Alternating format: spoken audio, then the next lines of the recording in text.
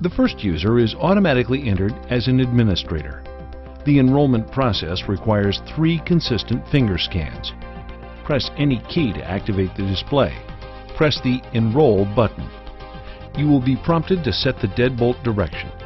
Using the up and down arrows, scroll to the arrow that points in the same direction as your deadbolt and press Check. Now your deadbolt direction is set. The indicator light will turn green and the screen will display Enrolling 1 of 3. Place the first joint of the index finger against the sensor. Begin swiping until you have cleared the sensor. The light turns green and the screen will display Enrolling 2 of 3.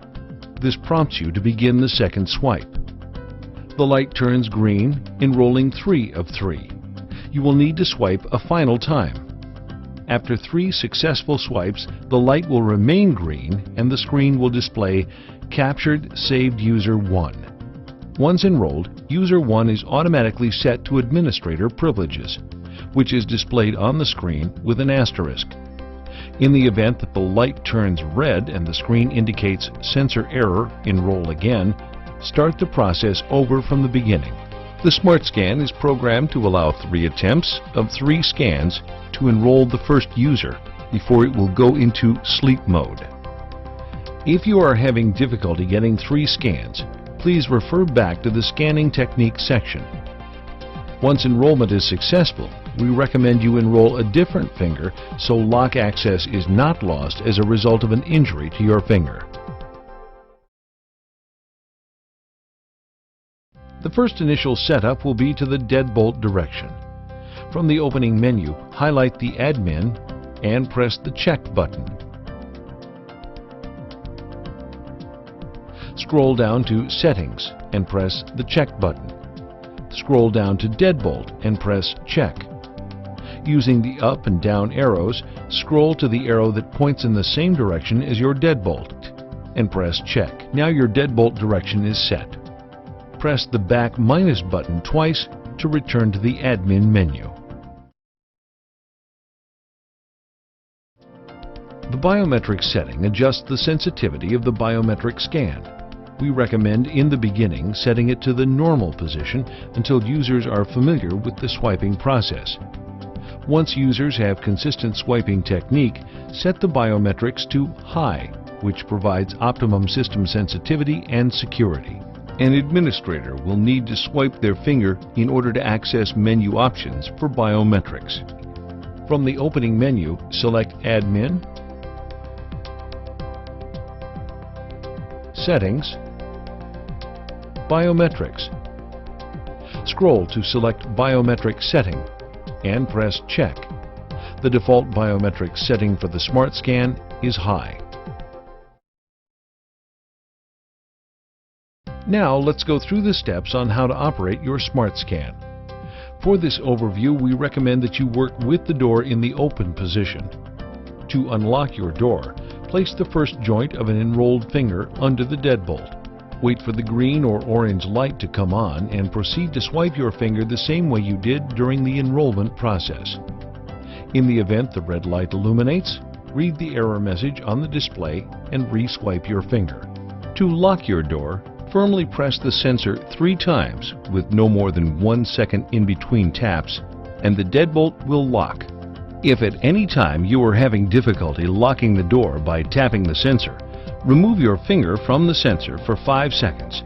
After 5 seconds, the lock should operate properly. To enroll subsequent users, administrator privileges are required. The SmartScan will need to capture 3 finger scans. If during the process the unit was unable to capture 3 clear scans, you must start the process over again. To add a new user, press any button to wake up the system. Press the Enroll button and the screen will display Admin Required. Since you are the admin, swipe your finger. The admin swipes his or her finger to verify. Once you are verified, the screen will display Enrolling 1 of 3. Have the new user place the first joint of their index finger against the sensor. When the light turns orange, begin swiping. The screen will display Enrolling 2 of 3. The new user will need to swipe again. The new user will need to swipe a final time, enrolling 3 of 3. After 3 successful swipes, the light will remain green and the screen will display Captured Saved User. Repeat steps for each additional user. An administrator will need to swipe their finger in order to access menu options to rename a user. The SmartScan assigns a user number to newly enrolled users. To rename a user, select the Admin button, go to Manage, scroll to the user you want to rename and press the Check button. Scroll to Rename and press the Check button. Use the left arrow to highlight the first letter. Now scroll using the up and down arrows to select the letter you want. Our user's name is Bob. Then press the right arrow to advance to the second letter and repeat for remaining letters. Once your username has been entered, press the Check button. Press the Check button again to save your changes.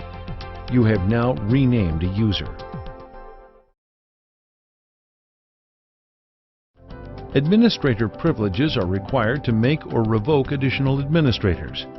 Any and all users can be given admin status.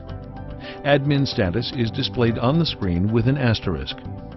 To make or revoke administrative privileges to any user, select Admin and press Check. Any current admin swipes his or her finger to authenticate. Select Manage and press Check. From the display, select the user that you want to make or revoke admin rights to and press Check. Select Make Admin or Revoke Admin and press Check.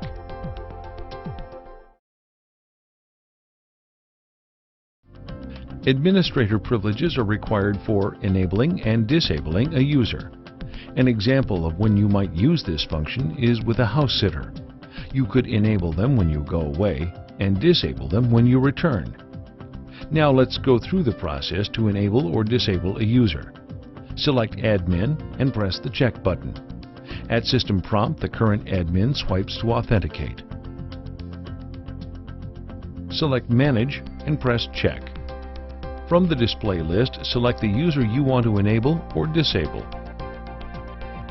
Highlight Access Time and press Check. The screen will display Always, Never, or By Time. Select Always to enable or Never to disable. Selecting Never, you have now disabled this user. When disabling a user, a minus sign will show up next to their name. If you disable a user, you can enable them again if needed at any time without having to re-enroll them again. Administrator privileges are required to permanently delete a user. Select Admin and swipe finger. Select Manage and press the Check button. From the display list, select the name you want to permanently delete. Press Check and the screen will display Rename, Make Admin, Access Time, and Delete.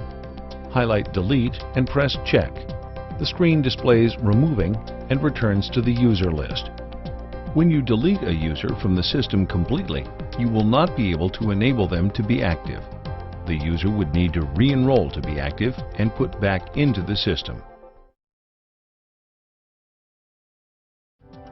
Administrator privileges are required to set the internal clock. Go to Admin, then Settings, press Check. Go to Clock. Use the left and right arrows to navigate through the display and the up and down arrows to change the day and time.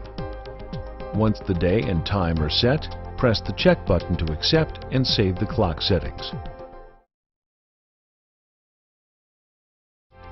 Administrator privileges are required to schedule or limit a user's access time. The clock must be set before scheduling can occur. An example of when you might use this function is with a babysitter or a house cleaner. To schedule or limit a user's access, select Manage and press the Check button. From the display list, select the user you want to schedule access on certain days and times, then press Check. Highlight Access Time and press Check. The screen will display Always, Never, and By Time. Select By Time and press Check. This will access the scheduling display window. Use the left and right arrows to scroll across the days of the week. Also press the check button to select or deselect the day or days. Use the left and right arrows to select the time and user. Use the up and down arrows to select the start and stop times. Highlight OK and press the check button. The screen will display Saving, then it will display a percentage sign next to the username indicating limited access recurring weekly. You can revisit any of the SmartScan video chapters for reference. If you need further assistance or more detailed instruction for your SmartScan, please refer to your instruction manuals that came with your SmartScan. A wealth of information can be found in the Troubleshooting and FAQ section of the programming manual.